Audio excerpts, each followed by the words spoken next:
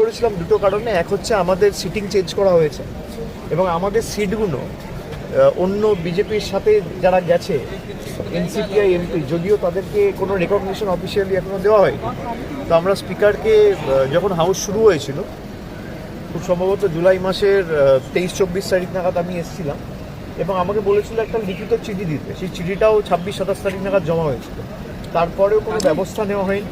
তাই follow up করতে আমি সৌগত রায়, কীর্তি আজাদ, প্রতিমা মণ্ডল আমরা গেছিলাম এবং কল্যাণদা সাসপেনশন নিয়েও আমরা বলেছি যে আপনি কথা দিয়েছিলেন যে আবার বিবেচনা করে সিদ্ধান্ত নেবেন, সেটাও আপনি কিছু করলেন না।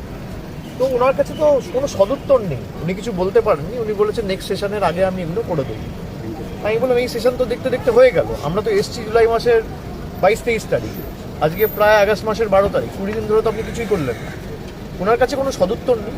আপনি হয় তাদেরকে এনসিপিআই রেকগনিশন দিয়ে দিন, আপনি রেকগনিশনও দিচ্ছেন না, আপনি আমাদের টাইম থেকে কেটে তাদের বলবার সুযোগ করে দিচ্ছেন।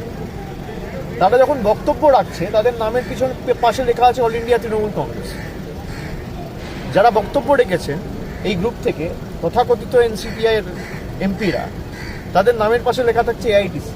তারা জোড়া ফুল প্রতীক চিহ্নে নির্বাচিত, মমতা বন্দ্যোপাধ্যায়ের ছবি সামনে রেখে নির্বাচিত, আর এসে এখন বলছে এনডিএকে সমর্থন করছে। 10 শিডিউল যদি আপনি দেখেন তাহলে ডিসকোয়ালিফিকেশন ছাড়া আর তো কোনো উপায় নেই। তো আমরা এটা জুন মাসেও যখন ডিসকোয়ালিফিকেশন পিটিশন ইন্ডিভিজুয়ালি 20টা মুভ করা হয়েছিল তখনও স্পিকারকে বলেছিলাম। আজকে প্রায় 2 মাস হয়ে গেল, কোনো সদুত্তর নেই। আজকেও একই কথা বলেছি এবং সুপ্রিম কোর্টের একটা অর্ডার আছে যে 3 মাসের মধ্যে স্পিকারকে বিবেচনা করতে হবে। স্পিকার যদি বিবেচনা না করে তখন সুপ্রিম কোর্টের হস্তক্ষেপ আমরা দাবি করব।